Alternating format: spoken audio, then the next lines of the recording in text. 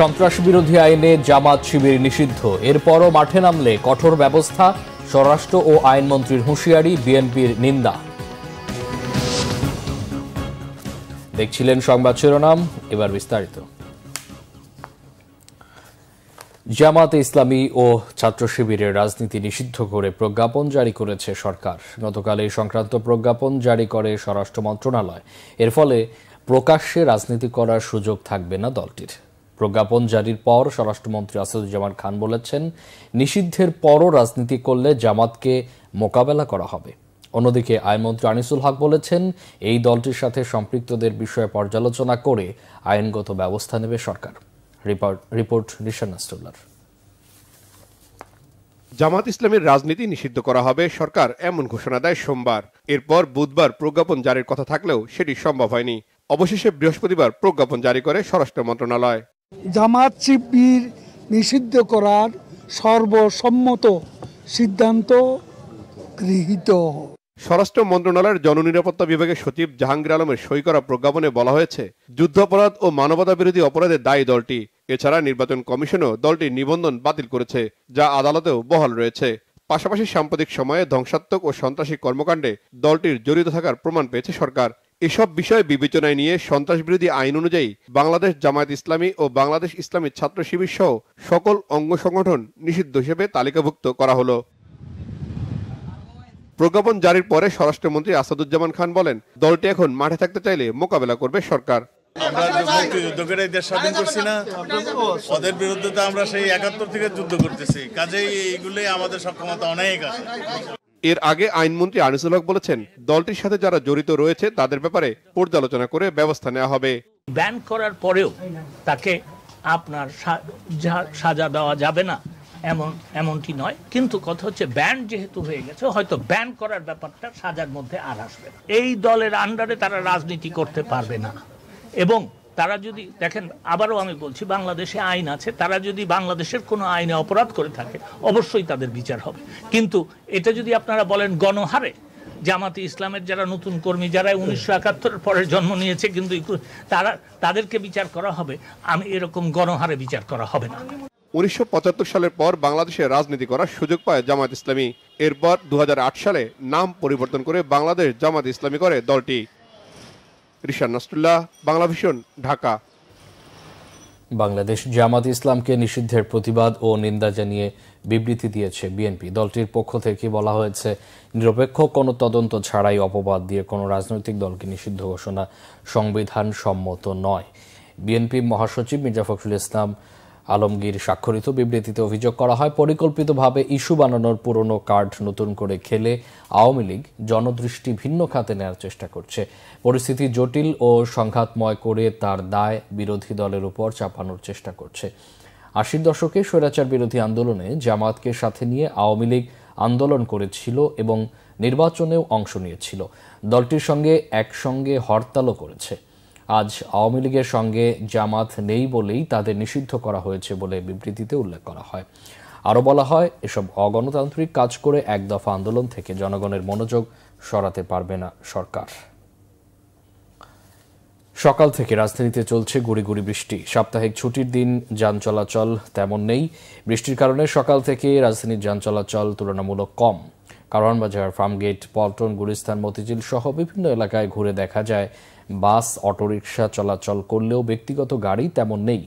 যারা ঘর থেকে বের হয়েছেন কিছুটা ভোগান্তি পড়তে হয় তাদের। ছাতা নিয়ে বের হতে দেখা যায় অনেককে। বৃষ্টিতে বিপাকে পড়েন রিকশা ও পাঠাও চালকরা।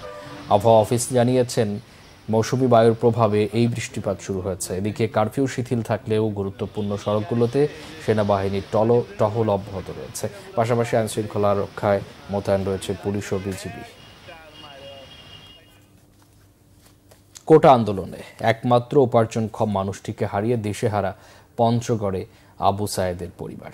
তার মৃত্যুতে এলাকা জুড়ে শোকের ছায়া নেমে আসে। জীর্ণশীর্ণ মাটির ঘরে থাকে সায়েদের পরিবার।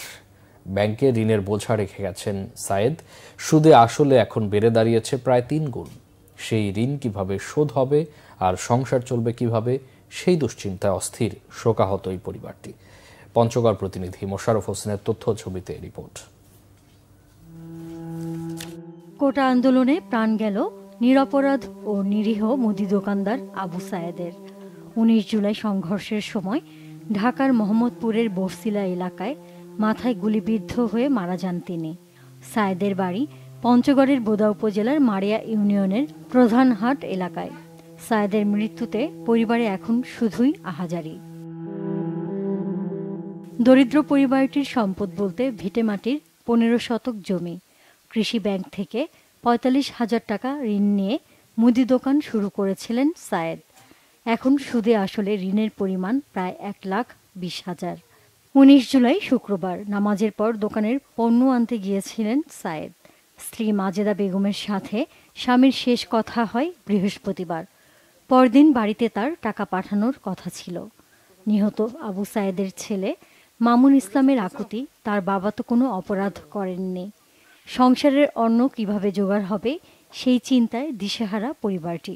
দোকানের পুলি আনবার গেছিল, পুলি আনবার যাইতে ওখানে হেলিকপ্টার দিয়া গুলি খায় মারা গেল।